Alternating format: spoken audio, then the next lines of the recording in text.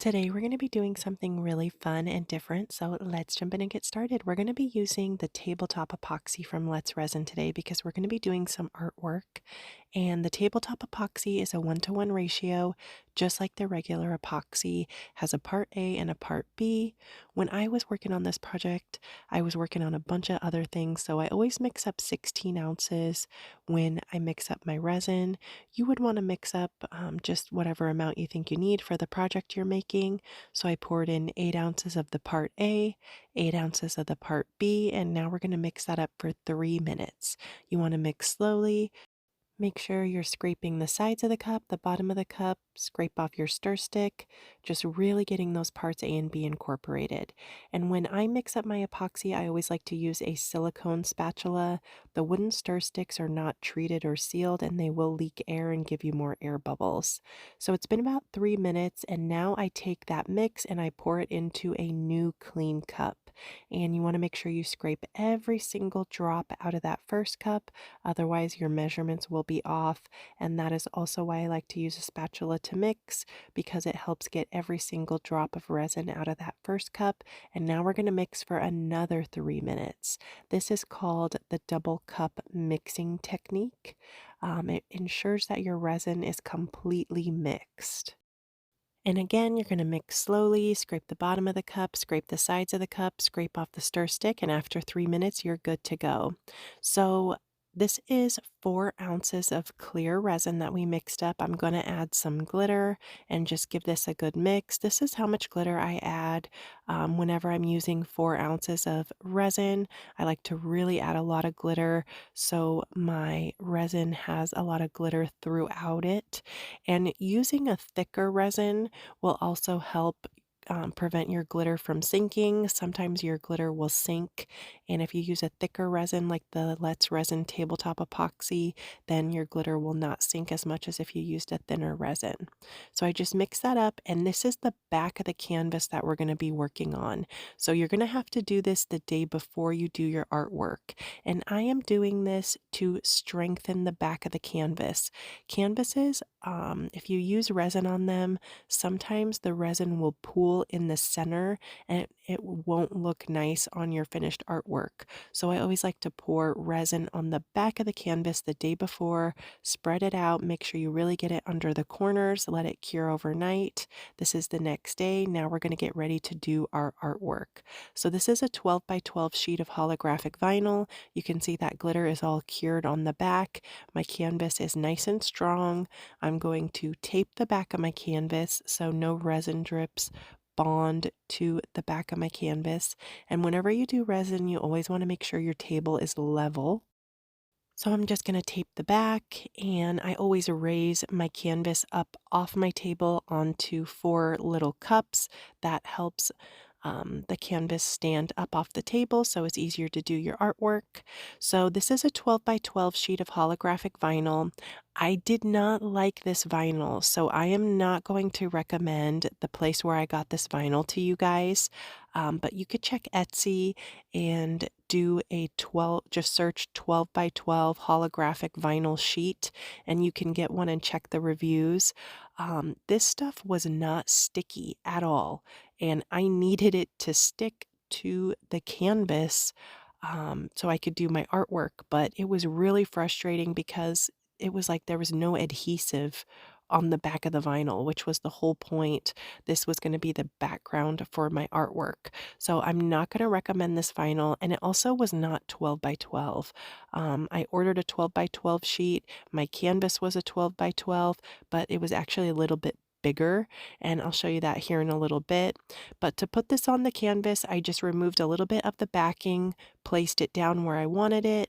I'm taking my felt squeegee and just pulling that backing as I'm moving the squeegee across the canvas. And don't worry if you get air bubbles, that's okay.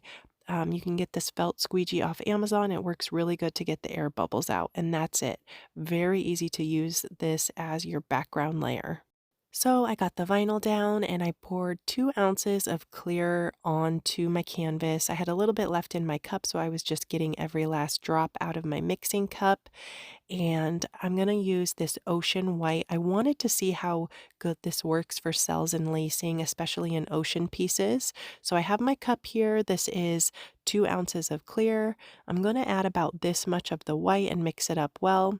And you can see my cup looks like I have resin in there already, but I reuse my mixing cups. It's a great way to reduce waste. So I have a cup for basically every single color. I just let the resin set up inside the cup after I'm done pouring and reuse them over and over again. Same thing with my stir sticks. You can reuse everything so it cuts down your cost and the waste. I added 2 more ounces of clear to the top of the canvas, and now I'm just taking my heat gun and smoothing that out, heating it up.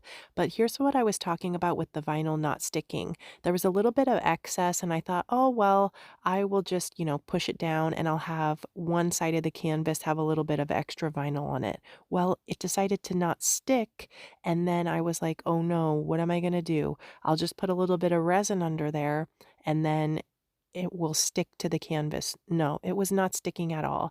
And I was starting to panic a little bit because resin has a working time and I was spending way too much time trying to fiddle with this little piece of vinyl right here.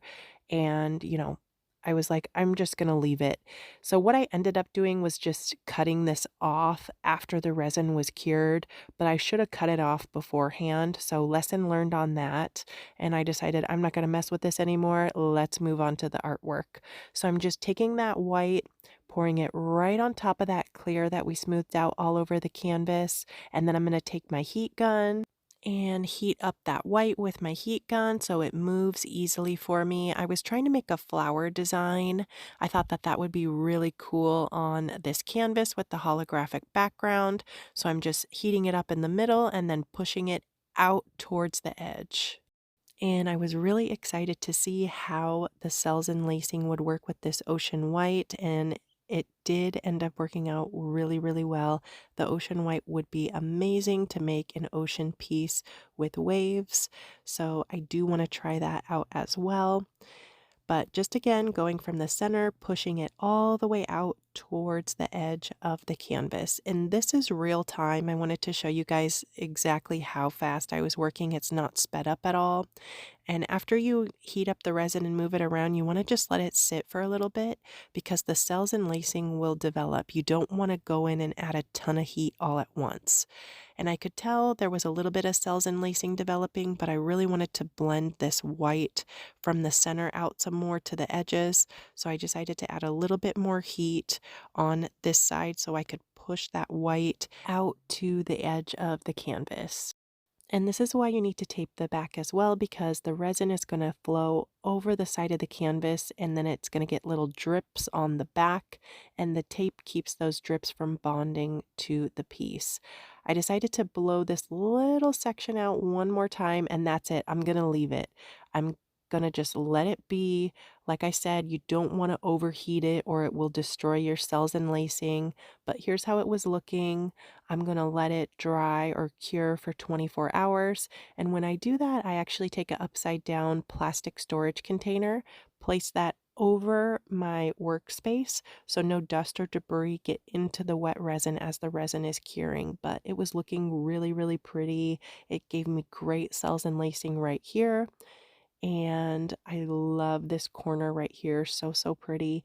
And the piece on the edge that had the overhang, what I ended up doing was I just ended up taking my heat gun after the resin was cured, heated it up, and then cut it with my X-Acto blade. So you can do that too if you have something like that happen. Don't panic. You can always fix it. This is the next day. Here's how it turned out. I'm not crazy about the center of this piece, but I love the outer edges with all the cells and lacing with that holographic vinyl popping through. Really, really fun and pretty, something different. I wanted to share this with you guys. So I hope you guys try something like this. It was really fun to do, and you can get the tabletop epoxy that I used and the ocean white from Let's Resin. I'll link all the materials I'm using down below in the description box, and discount code NAPTIME will give you a discount. Thanks for watching. Don't forget to subscribe. Bye, guys.